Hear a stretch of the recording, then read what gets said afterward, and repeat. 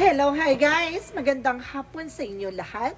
This is Chin Rodriguez, Mamasagari Channel, a faith healer o Zomata reader. So ngayong hapon, natatagan natin na nagsabihin sa iyo ng ating mga gabay. So this is special gabay for the month of February 21 hanggang February 27 for the sign of Scorpio. So Scorpio, welcome to my channel. Ano kayang messages, advices ng spirit guides ang ating masasaga for today's video? Kanino kayang energy o kaganapan sa buhay ng mga Scorpio ang ating mga ganap? So guys, this reading is a general reading lamang. Hindi lahat makaka-resonate. Kung lamang po makaka-relate sa inyo and comment down below kung kaninong energy ang ating nasaga. And of course, don't forget to like and subscribe my channel and hit the notification bell for more videos update. And of course, maraming salamat po sa mga nag-share ng aking video sa anumang uri na social media platforms. Maraming salamat po.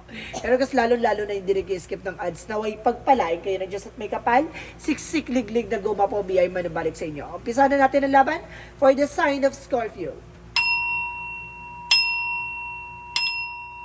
Angel Spirit Messages, give me information. Ano kayo gusto sabihin sa iyo ng ating mga baraha? So, there's a 7 of cups. So, guys, no?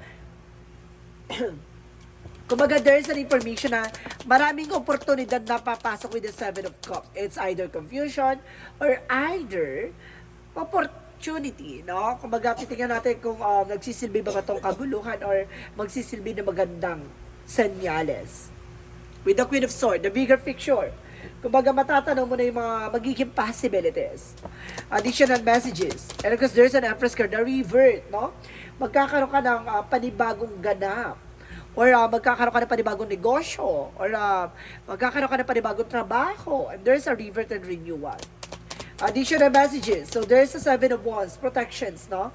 You are being protected, no? Or either, kailangan mo ng protection ng yung sarili mo. And there's a magician. So, there's a manifestation. There's a power. And of course, there's an information na sinasabi dito na may mga bagay na makukuha ka. No? May mga bagay na may isa sa katuparan ka. Additional messages. And of course, sinasabi ni Wida, strength card, confidence. And of course, sinasabi lakas na naman loob mo. Maging matapang ka sa anumang hamon ng buhay. So, let's see what is the 7 of Cups. There's a 5 of Pentacles. So, ibig sabihin dito guys, no? Kumbaga, nagkakaroon dito ng financial loss or something. Kumbaga, dahil sa confusion or kaguluhan, kumbaga, magta-tendency, kumbaga, magkakaroon ka ng crisis pagdating sa finances, maging aware. And the 3 of Wands, so there's a waiting for a result and waiting for a shift. And because there's a tower momentum for sudden changes, no? May mga pagbabagong magaganap. So, let's see what is the 7 of Wands. So, there's a 4 of Pentacles. Protect your power, protect your energy. No? Mag-savings ka. At the same time, there's a 9 of Pentacles. Blossoming above nuts. No? There's a power by God. Power by the universe. No? Talaga yung pagkakalob sa'yo na magkakaroon ka ng kasaganahan. Siksik-liglig na gumapaw talaga. No? Parang sinasabi dito na maaring, di ba, magbubunga na. Because there's the 4 of Cups. Reevaluate or analyze. No? May mga bagay na kailangang pag-isipan. And the justice will be served. No? May mga tao mang gumugulo at pilit kang guluhin para malasin ka, kung naghaharangin yung finances or pumapasok sa yung income. So, technically, there's a justice. No? May karma, kakakibats na ginawa nila. And because there's a 10 of Cups, so there's a happiness. Magkakaroon ka ng kaligayahan dito. And because there's a King of Cups, so there's a devoted supportive person. Na may taong sumusuport at gumagabay sa'yo. So what is the 7 of Wands and of course the 4 of Pentacles? So there's the lovers. You are being protected and of course also your finances and of course your love life. Protektado finances and of course love life protected. So let's see what is the magician and of course the 9 of Pentacles. So there's an Ace of Swords, the breakthrough. So this is the moment, no? You're on the spotlight. So kumbaga, abot kamay mo na eh, no? May mga bagay lang na talaga kailangan mong antayin, no? May mga bagay lang talaga na kailangan mo pag-isipan or kailangan mo talaga, di ba? Habaan ng pasensya. And of course, there's a star card. Wow! A wish fulfillment. So talaga unti-unti na matutupad, no? Kumbaga, there's a 4 of Cups. Kumbaga, analyze and visualize, observe. Kumbaga, kailangan mo lakasan ng loob mo. The more na confident ka, the more ka nagsasuccess. So let's see what is the outcome. Ang outcome is the strength, the Nine of Pentacles, so there is a security about sa finances, no? You're also secure. And of course, there's a Wheel of Fortune, wow, turning to your favor. And of course, kumbaga, there's a bless, and there's a destiny is yours. And of course, there's a Seven of Swords, kumbaga, there's a sneakiness. What is the sneakiness is all about? So there's a hangman. Mag-ingat ka ha. Kasi mayroon ditong, kumbaga, nagkakaroon ng delays or something cancellation. That because of may kumukuha ng informasyon sa'yo. Ano to? Ano to kumukuha ng informasyon? So there's a Five of Cups in reverse. So there's an information on no doubt, no regrets, no? Additional. So there's a King of Pentacles by security. So secure naman daw. Na may mga sumusubok na pagsinungalingan or sumusubok na gumawa sa'yo ng hindi maganda pero hindi, wag ka mag-alala. Kakaroon ng cancellation and delays, ha? Pinipilit ka man nilang guluhin, sirain, pero technically sila ang nasisira. So let's see what is additional messages for career. So there's an Ace of Pentacles. So there's a big money coming in for you. So malaking oportunidad, malaking pera. And of course, there's a Three of Pentacles collaboration. Grind lang ng grind, guys, no? Kumaga, may malaking finances na papasok at bubulabugin ang buong pagkatao mo, no, ang buhay mo. Kasi kumbaga ito ay kumbaga hindi mo na alam kung paano mo i-manage yung situation kasi kumbaga maraming oportunidad na papasok na parang ito yung confusion.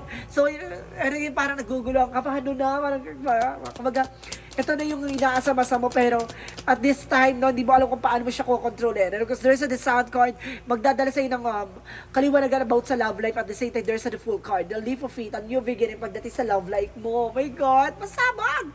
So let's see what is additional messages for health. Sa health mo, there's a the world card. So there's a travel and there's an unwind, guys, and the Six of Wands is a victory is yours. Maaaring magkakaroon ka ng magandang kalusugan at kasaganahan pagdating sa health mo. No? So let's see additional messages for magical fairy messages. For magical fairy messages,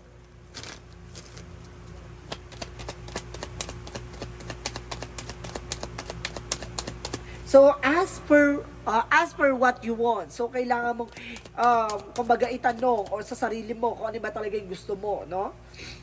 Let the universe and other people know what you need, no? Kumbaga hingi mo yung guidance sa ating gabay, no? And there's do some research, no? Kailangan mong alamin, tuklasin pa yung mga impormasyon na makakatulong sa iyo. So let's see what is a yin and yang oracle card.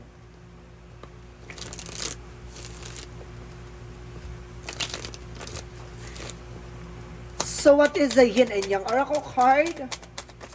So there's a possible self-love. So mahalin mo yung sarili mo. At the same time, there's a trigger by complications, no?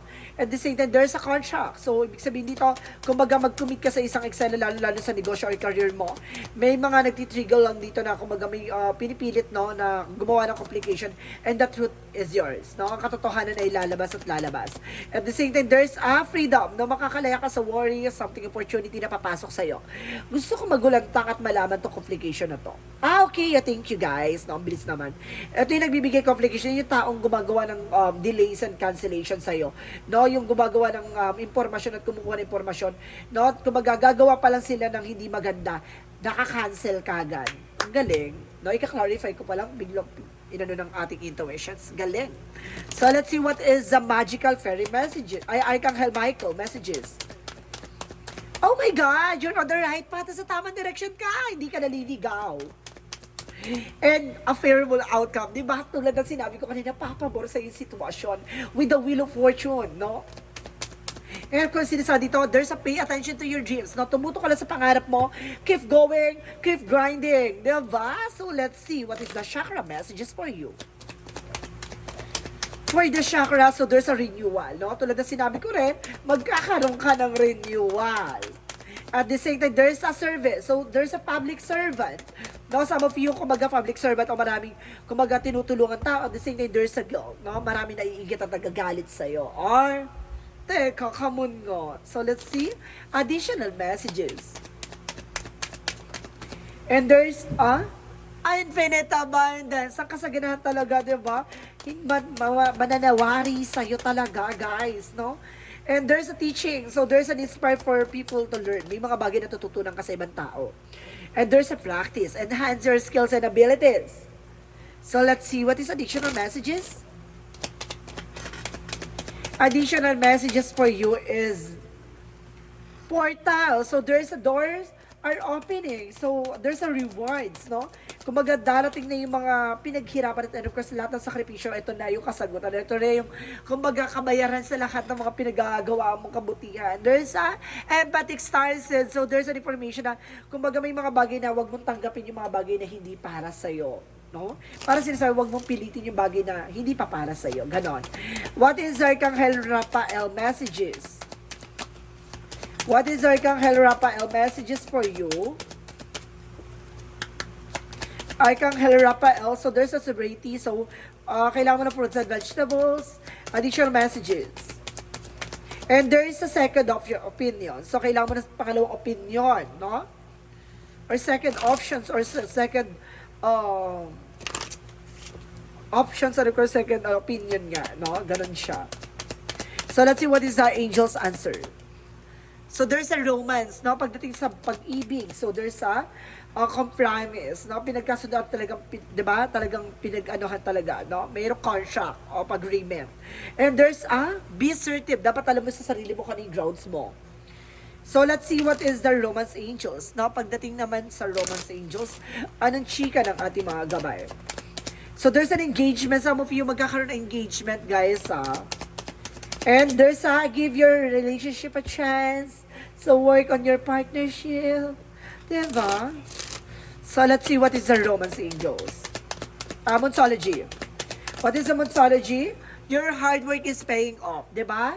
Tulad na sinabi ko kanina, lahat ng mga pinagtrabaho, lahat ng mga sakripisyo mo ay nandito na ang kabayaran. There's emotional running high. So magiging emotional ka. Tears of joy and tea. And there's a personal issue reaches resolution at masusolusyon na naman mga problemang pinagdadaanan mo. So let's see additional messages for angel spirit, guys. And there's a gratitude. No, be thankful sa buhay na ibinigay sa'yo. Lalo-lalo na lahat ng mga bagay na yan ay oportunidad ng ating Panginoon para matutunan mo. And of course, there's humor. No, tingnan mo yung lighter side of situation. Huwag kang iwas ka sa negative. No? Iwas ka sa mga hindi makakabuti sa even the toxicities. So let's see what is additional messages. So there's a healing. So guys, magkakaroon ka ng healing. And there's a grounding shielding. No? Protection at kagalingan at solusyon na pinagdadaan ng problema. No? Ito na nga. So let's see what is the energy. What is the energy, guys? No? Anong energy to? So there's second chakra Arcangel Uriel about sa finances. Natutulungan ka ni Arcangel Ariel about sa finances. There's the thinking man. So, ikaw tinitingnan ka ng isang person mo na kung lalaki person mo, either ikaw yung lalaki to, tinitingnan mo yung sarili, tinitingnan mo yung person mo na isang diamond, or either tinitingnan ka ng person mo na bilang isang diamond. And there's a goddess of the moon. So, maraming revelasyon. Marami ka matutuklasan at marami ka pang malalaman. So, let's see what is the Jesus-loving quotes. Parang there's a mystery, something a mystery. And there's di ba? Ito may sinabi ni Jesus, guys. Tingnan mo, pakinggan nyo. Unto you, it's given to know the mystery of the kingdom of God. So, ipapakita muna ni God yung mga bagay-bagay para sa'yo, para kumbaga malaman mo at matuklasan mo, yun talagang inilatag niyang plano para sa'yo, di ba? Kumbaga, bakit nangyayari sa yung sitwasyon mo nang yan? Bakit ka nandiyan sa situation mo? Kasi meron siyang inihain na magandang oportunidad at malamang matutuwa ka at talagang malalaman mo na, thank you God sa lahat ng mga sacrifices and of course, lahat ng knowledge na pinagkaloob mo. Diba? Ganun yon. So, ibig sabihin dito, talagang kailangan mo talagang pagdaanan. So, let's see what is the angel's answer. There's a 28. So, there's an I am the leader. So, sinasabi dito, it is the effort to accomplish great things. You are recognize the value of working with others. You make a capable, compassionate leader who can bring people together and drive a team towards achievement. So, ibig sabihin, kaya mong pamunuan para matupad yung mga bagay-bagay. Kumbaga, you are also dictator or something, manipulator or something, a leader, o advisor, something like that, na makakatulong or malaking factor na kumbaga ikaw yung mag-handle ng situation. So, let's see what is the messages of life. And of course, there's stand tall and strong. So, manatili kang tumayo, talagang at kumbaga sinasabi na tumindig ka. Di ba? Ganun. Parang sinasabi dito na ito na yung kaganapan na magiging matibay at maging malakas ka kasi, di ba? Sa hamon ng buhay. Ito na yung mga bagay na hindi mo inaasahan, no? Today, I choose to remain positive. I face all my challenges with strength and courage. I will not deny, be turned away, and do not allow myself to be carried away. By negative thoughts, I stand tall and strong, and live each moment in joy and peace, living in the future in God's hands. I believe in life because life believe in me. So see, kumbaga nananatili kang, kumbaga naniniwala, no, sa mga salita ng ating Panginoon na, kumbaga the more na nakakaranas ka ng mga kalugmukan, lumapit ka na sa Kanya at iaangat ka niya, at ibabangon ka niya sa sitwasyon, no? Kung ano man ang sitwasyon na kinagagalawan mo or kung saan ka man naroroon, no? Iaangat ka niya sa mga paraang kailangan mo ng tulong niya. So guys, this is a weekly gabay for the special gabay, the special gabay for the month of February 21 hanggang February 27 for the sign of Scorpio. So Scorpio, maraming salamat po, no, for this wonderful reading. So guys, I am Chin Rodriguez from my Sargadas channel, a faith healer, Ozo Matario. And of course guys, maraming salamat po sa mga nag-share ng aking video sa mga uri ng social media platforms. And of course, lalo-lalo na yung mga hindi nag-skip ng ads, naway pagpalain kayo ng Diyos at may kapal-siksik-liglig na goma po, biyay man nabalik sa inyo. And of course, this reading is a general reading lamang. Hindi lahat makaka-resonate. Kung nila pa makaka-relate sa inyo, and comment down below kung kaninong energy ang ating nasagap. And of course, maraming salamat po sa mga hindi nag-skip ng ads, guys, ha. Maraming salamat and see you in the next video. Bye-bye and babush!